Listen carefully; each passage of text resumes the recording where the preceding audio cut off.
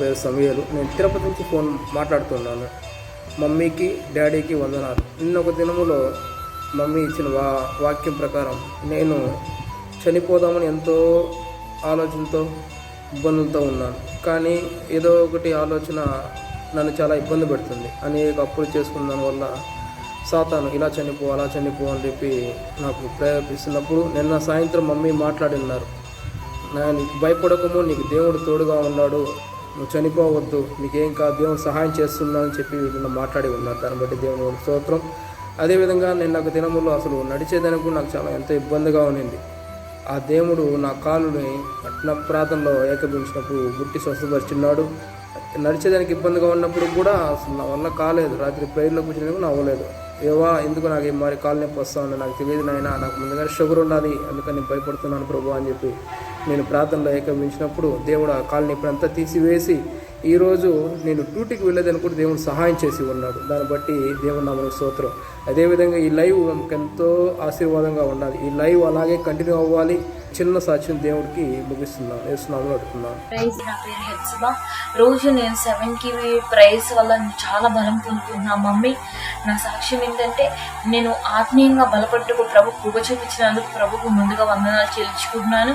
అక్కడున్న కల్వరి సంఘానికి, అక్కడున్న కల్వరి ప్రేయర్ టీమ్కి కానీ నేను ఏ కష్టం వచ్చినా వాళ్ళకి ఫోన్ చేసి నేను ప్రేయర్ చేయించుకుంటాను. ఎందుకంటే నాకంటూ ఒక ఆత్మీయ తల్లిదండ్రులు ఉన్నారు. వాళ్ళు నా సొంత తల్లిదండ్రులు లాంటి వారని నేను నమ్ముతున్నాను మమ్మీ. మీరు నా సొంత తల్లిదండ్రులు వాళ్ళని నేను నమ్ముతున్నాను మమ్మీ. అలాగే 7 to 9:30 ప్రేయర్స్ వల్ల చాలా బలం పొందుకున్నాను. ఎలా అంటే వరములు, కృపావరములు, ఆత్మ సంబంధమైన వరములు, మోసపరచ ఆత్మ గురించి, భ్రమపరచ ఆత్మ గురించి, సత్యస్వరూపి అయిన ఆత్మ గురించి నేను చాలా విషయంలో నేర్చుకున్నాను. ప్రభు నన్ను లోతులకు నడిపిస్తాను నమ్ముతున్నాను. అలాగే నా తండ్రికి కూడా శాలరీ పెంచారు. అందుబట్టి దేవునికి మహిమ.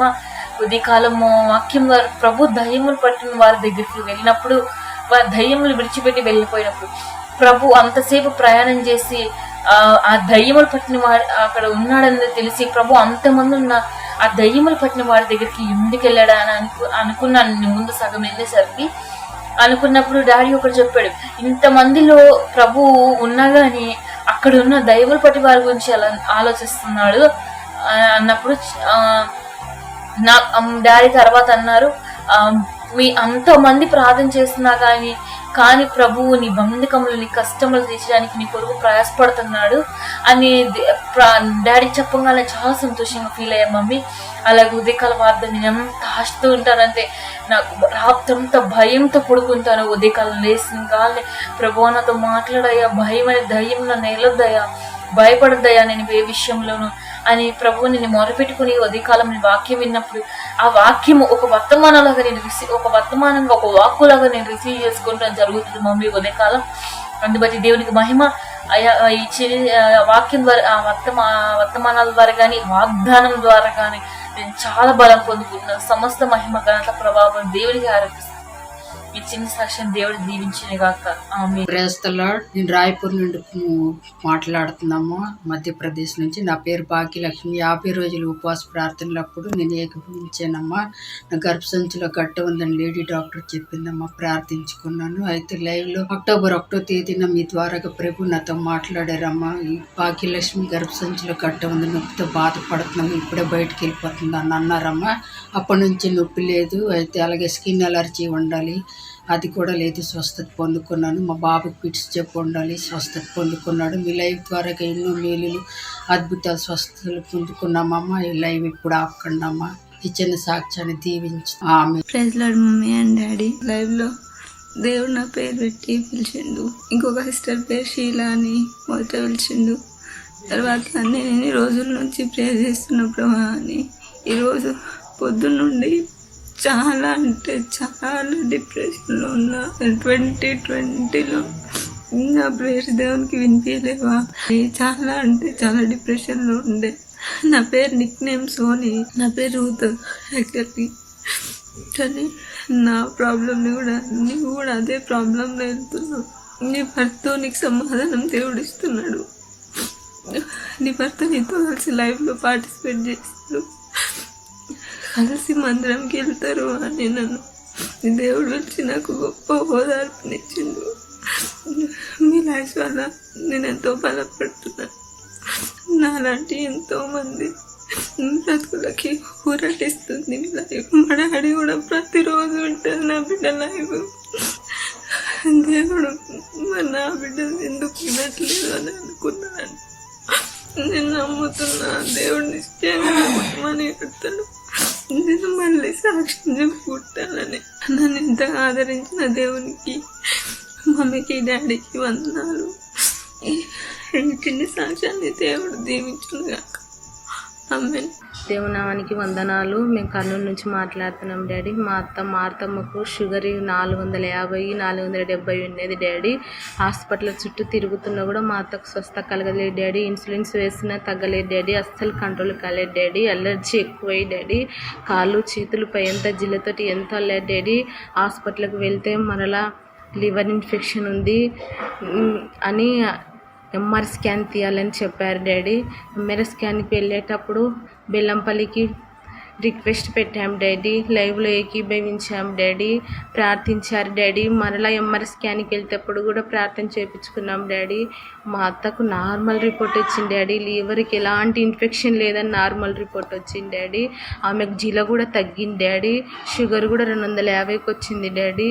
ఇంత గొప్ప కార్యం దేవుడు చేసినందుకు వందనాలు డాడీ. మేము భయపడే వాళ్ళం డాడీ, మా అత్తని మేము కోల్పోతామేమని. దేవుడు నమ్మకంతో మా నమ్మకాన్ని దేవుడు ఒమ్ము చేయలేదని నమ్ముచున్నాం డాడీ. నిన్న మీరు భయపడొద్దు, మీకు స్వస్థత, మీకు అన్నిటి విషయంలో దేవుడు గొప్ప కార్యం చేస్తాడని నువ్వు మాతో మాట్లాడొద్దు డాడీ. ధైర్యంతో మేము ఈరోజు రిపోర్ట్ తీసుకున్నాం. నార్మల్ రిపోర్ట్ వచ్చింది డాడీ. ఏం వార్త వినాలని భయపడే వాళ్ళం డాడీ. నార్మల్ రిపోర్ట్ వచ్చింది డాడీ. ఇంత గొప్ప కార్యం చేసినందుకు దేవుని నామానికే మహిమ కలుగును గాక. ఆమేన్. మరి అలాగే ప్రతిరోజు మీ లైన్ చూస్తున్నామమ్మా. మరి కరోనా టైంలో మాకు ఎంతో ఆదరణ ఇచ్చిందమ్మా. మాకు ఎంతో ధైర్యం ఇచ్చిందమ్మా. మరి గొప్ప వాక్యాలు వింటున్నామమ్మా. ఉదయం లేచి మీ వాక్యమని మేము పని ప్రారంభించుకుంటున్నామమ్మా. నా పేరు పద్మమ్మ. నేను మస్కట్ నుంచి వీడియోస్ చేస్తున్నానమ్మా. మరి నా పట్ల దేవుడు ఎన్నో కార్యాలు చేశాడమ్మా. మరి ప్రతిరోజు 50 దినాలు కూడా నేను అందరినీ పేరు పెట్టి పిలుతున్నా. ప్రభా నన్ను కూడా పేరు పెట్టి పిలువు తండ్రి, నన్ను జ్ఞాపం చేసుకో తండ్రి అని నేను ఎంతో దేవుడి దగ్గర మొరపెట్టిదాన్నమ్మా. మరి దేవుడు నా మొర ఆలకించాడమ్మా. మరి ఒక రోజునైతే మరి అయ్యగారి ద్వారాగా నా పేరు పద్మమ్మ. అయితే మరి పద్మావతి నీకు భర్త చనిపోయాడు, నువ్వు పిల్లల గురించి బాధపడుతున్నావు, ధైర్యంగా ఉండమ్మా, నువ్వేమీ బాధపడకని మరి అయ్యగారి ద్వారాగా మరి నన్ను పేరు పెట్టి పిలుతం జరిగిందమ్మా. అయితే నాకు ఎంతో సంతోషమైందమ్మా. ఎంత గొప్ప దేవుడమ్మా, ఎందుకు పనికిరాందని అమ్మ. మరి నన్ను జ్ఞాపకం చేసుకునే దేవుడు మరి నన్ను పేరు పెట్టి పిలిచినందుకు నాయన మరి దేవుడికి నేను ఏమిచ్చిన రుణం తీర్చుకోనమ్మా. మరి అలాగే నా పట్ల ఎన్నో గొప్ప అద్భుతమైన కార్యాలు చేశాడమ్మా.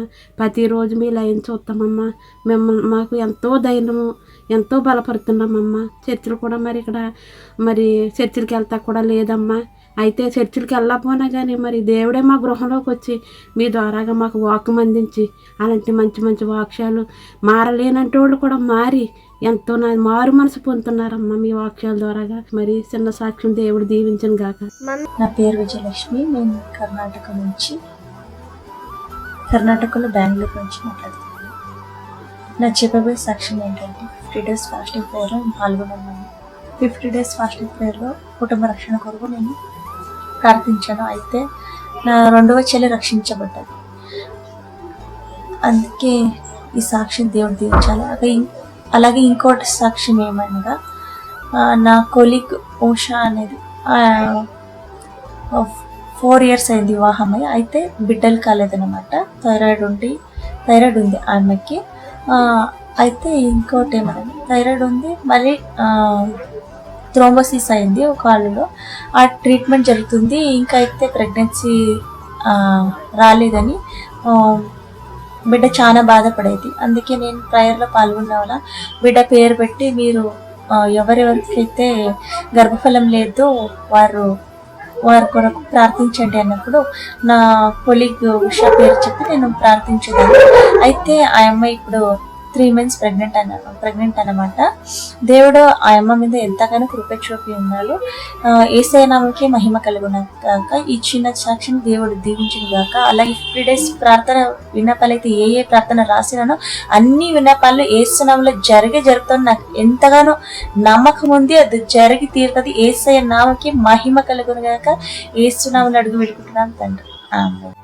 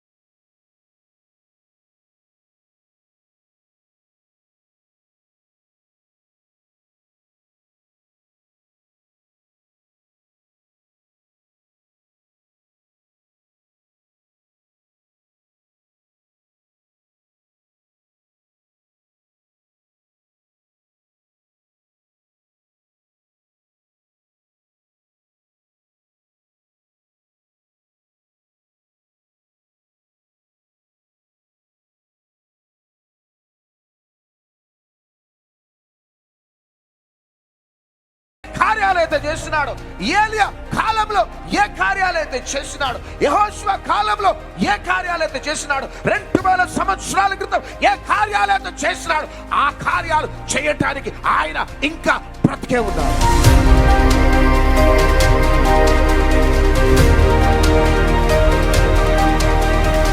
పరిశుద్ధాత్మ గాలి బయలుదేరబోతున్నది ప్రపంచంలో, భారతదేశంలో ఆ గాలి అభిషక్తులు లేపబోతున్నది అంతే. ఎందుకంటే పరిశుద్ధాత్మ దేవుడు కదలటం ప్రారంభిస్తే అపోస్తుల సేవ జరగబోతుంది రాబో కాలంలో. ఈ మంట దిగితే ఒక్క దగ్గర ఉండరండి, సర్వలోకము సువార్త ప్రకటించబడే దినాలు రాబోతున్నాయి. మార్చ్ 11, 12, 13 తేదీల్లో పరిశుద్ధాత్మతో అద్భుతమైనటువంటి సభలు బెల్లంపల్లి కల్వరి మందిర ప్రాంగణంలో జరగబోతున్నాయి. ఎంత మంది పాపములు ఉన్నారో రండి, పరిశుద్ధాత్మ దేవుడు విడిపించబోతున్నాడు. శాపములు ఉన్నవారు రండి, ఆ సభలకి దేవుని కార్యాలు జరగబోతున్నాయి. ఏ రోగ వ్యాధి బంధకాల్లో ఉన్నా యేసు పొందిన దెబ్బల వలన స్వస్థతనిచ్చే దేవుడే ఈ పిలుపునిస్తున్నాడు. దేవుడు బాగు చేయబోతున్నాడు, దేవుడు రక్షించబోతున్నాడు, దేవుడు స్వస్థపరచబోతున్నాడు. కాబట్టి మార్చి 11, 12, 13 తేదీలు బెల్లంపల్లి కల్వరి ప్రాంగణంలో మీటింగ్స్ కి ప్రతి ఒక్కరూ పాల్గొని దేవుని దీవెనలు పొందండి, వాక్యము చేత పట్టబడండి, దీవించబడండి. దేవుడు మిమ్మల్ని నడిపి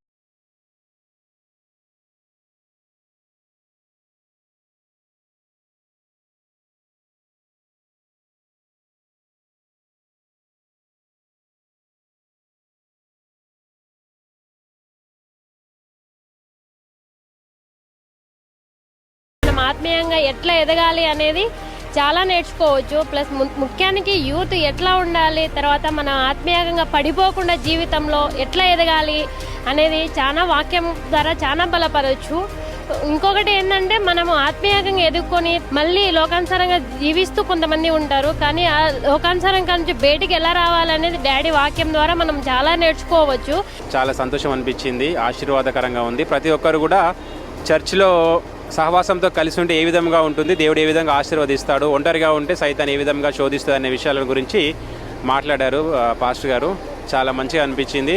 గత 4 years నుంచి ఇక్కడికి రావాలని చాలా ప్రేరేపణతో ఉన్నా కానీ నాకు రానికి అసలు వీలు కావట్లేదు. నాకు చాలా సంతోషంగా ఉంది, ఎందుకంటే సార్ చెప్పిన వాక్యం చాలా హ్యాపీగా ఉంది.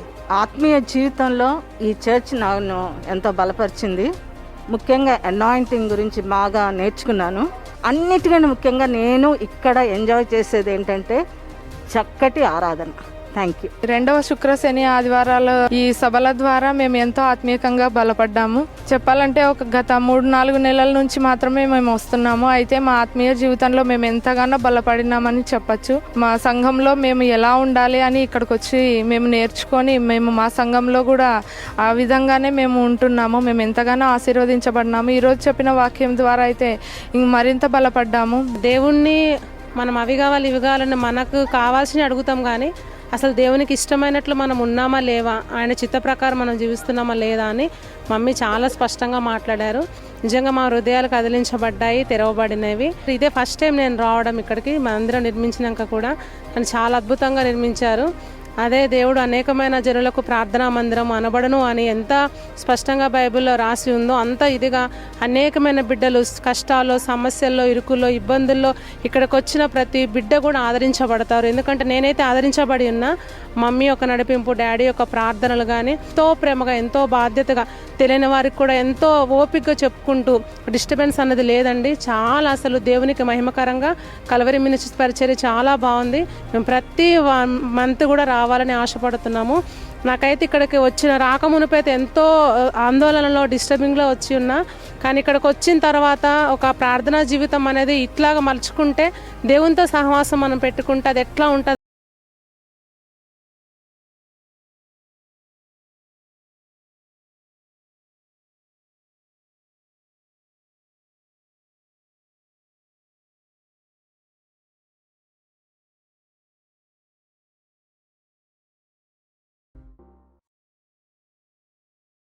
నీ పూర్ణ మనసుతో నీవు నీ పూర్ణ హృదయముతోను నీ పూర్ణ ఆత్మతోను నీ పూర్ణ వివేకముతోను నీ పూర్ణ బలముతోను నీ దేవుడైన ప్రభువును ప్రేమింపవలనన్నది ప్రధానమైన ఆజ్ఞ.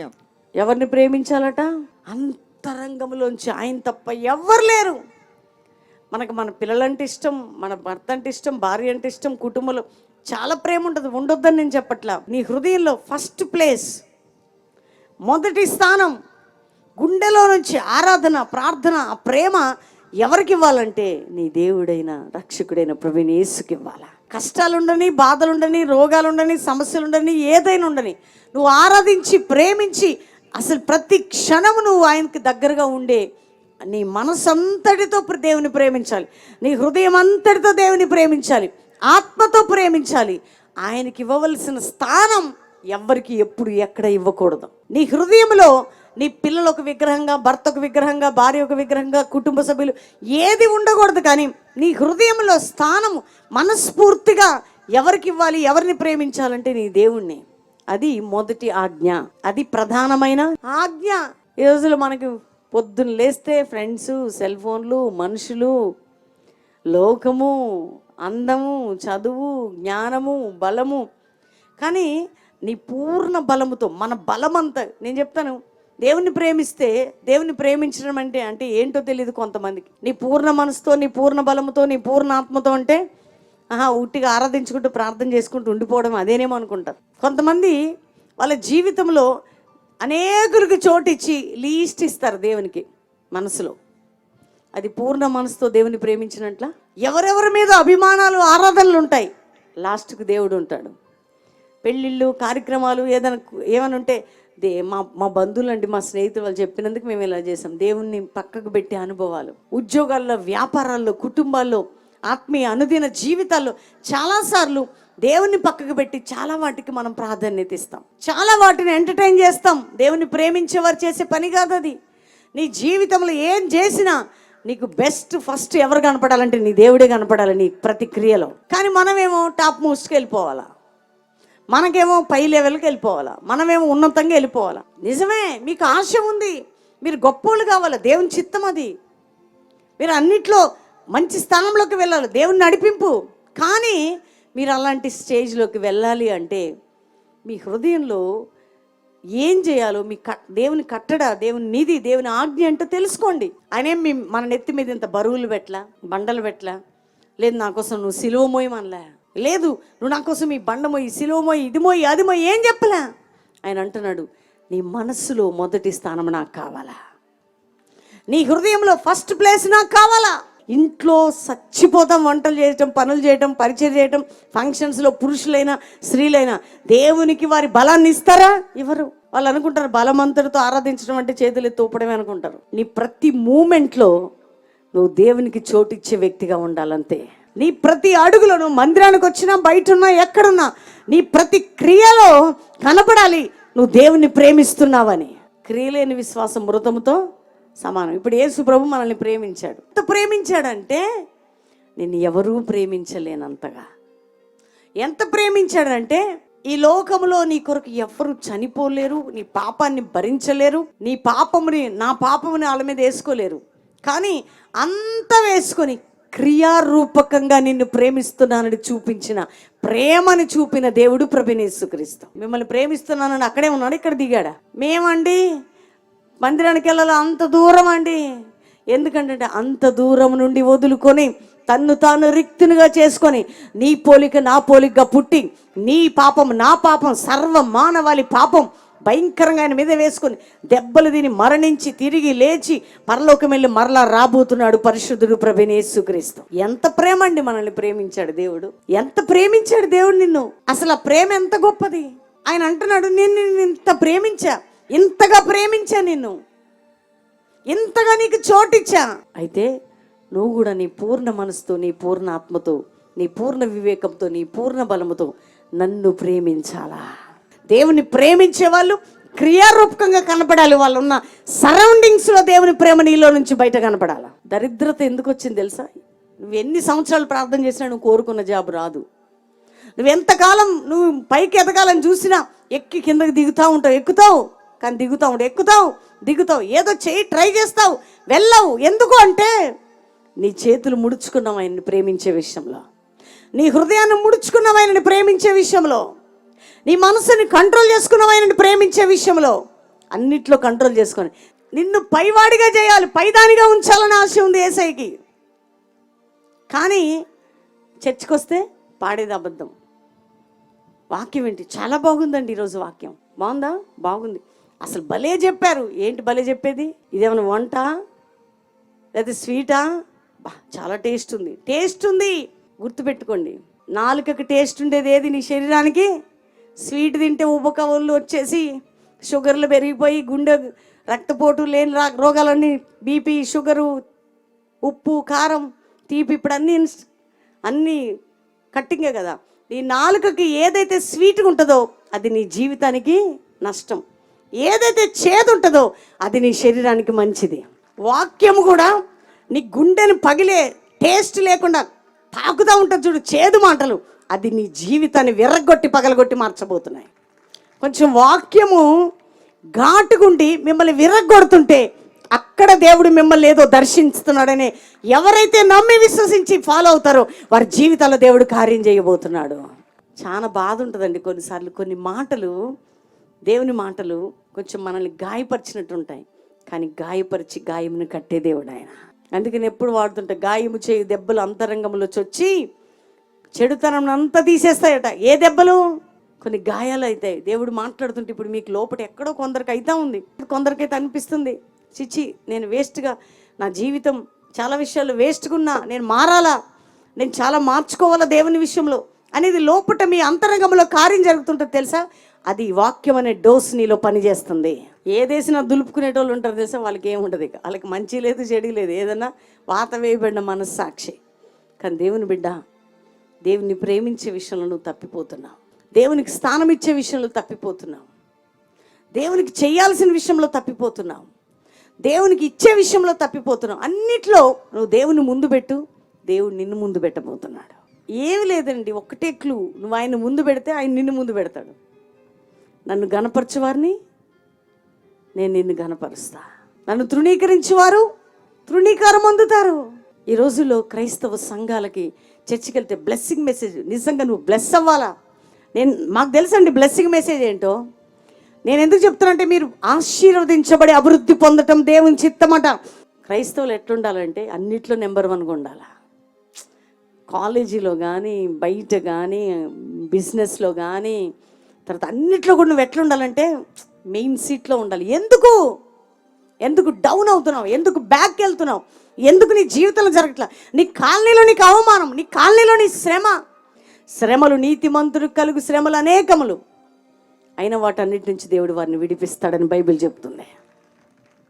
సద్భక్తితో ఉద్దేశించి వారికి శ్రమలు, నిజంగా భయభక్తులు కలిగి నడుస్తుంటే శ్రమలు వస్తాయి, కానీ శ్రమలను తొక్కి నడవబోతున్నావు నువ్వు. ఇక శ్రమలను తప్పించుకోవడం కాదు, శ్రమలపై విజయం పొందునుగాక. మన మినిస్ట్రీ ఏంటంటే శ్రమలను తప్పించుకునేది కాదు, శ్రమల్లో నుంచి పైకి లేచే మినిస్ట్రీ ఇది. శ్రమలను తొక్కడం, శ్రమల గుండా నడుస్తూ నువ్వు నన్ను ఏం చేయలేవు. షడ్రకు మేషకు అగ్నిగుండంలోకి పోయారు. ఏం చేసిందండి? ఏం చేసింది అగ్ని? శ్రమ కాదు అది, అగ్నిగుండం భయంకరమైన శ్రమ, అసలు మామూలు కంటే ఎక్కువ వేడైపోయిందట. అందులో పడేస్తే ఆ ముగ్గురితో పాటు 4వ వ్యక్తి ఉన్నాడండి, దేవదూత రూపము కలిగిన వాడు. ఎందుకు? మనం శ్రమల గుండా ప్రయాణం చేస్తున్నప్పుడు మనతో పాటు నడిచేవాడు మన దేవుడు. శ్రమ గుండా నువ్వు ప్రయాణిస్తున్నప్పుడు నీ చేయి పట్టి నడిచేవాడు నీ దేవుడు. విడిచిపెట్టుకోడు ఆయన. పిల్లకి జ్వరం వచ్చింది అనుకో, తల్లి ఆఫీస్కి కూడా పోదు, తండ్రి ఎటు పోడు. ఎందుకు? పిల్లకి ఏమన్నా అయితే తల్లి ఒళ్ళోనే పెట్టుకుంటుందండి. మామూలు అప్పుడు పట్టించుకోదు సరిగ్గా, బాగలేకపోతే బాగా పట్టించుకుంటారు పిల్లలు. ఎందుకు? కారణం ఏంటంటే బాగలేనప్పుడే నీ మీద ఎక్కువ కేర్ ఉంటుంది దేవునికి. నువ్వు ఎదుర్కొంటున్న పోరాటాల మీదనే నీకు ఎక్కువ కేర్ తీసుకుంటాడు ఆయన. మనం అనుకుంటే విడిచిపెట్టాడేమో అనుకుంటాం, అప్పుడు మనల్ని ఒళ్ళో పెట్టుకుంటాడు ఆయన. అందుకని యేసయ్య నీకు అర్థం కావడానికి చాలా టైం పడుతుంది. అందరూ లేచి నిలబడదాం, ప్రార్థన చేసుకుందాం. Thank you holy spirit. పరిశుద్ధాత్మదేవా మీకు స్తోత్రం. ఎంతమంది బిడ్డలు ఈ వాక్యం విని ఒప్పుకుంటున్నారో ప్రభా, వారి జీవితాలని కార్యం జరగాలి నాయన. నీ వాక్యాన్ని నాయన రిసీవ్ చేసుకున్న ప్రతి బిడ్డ హృదయంలో 100 ఫలించును కాక అని దీవిస్తూ యేసు నామములో అడుగుచున్నాం తండ్రి, ఆమెన్.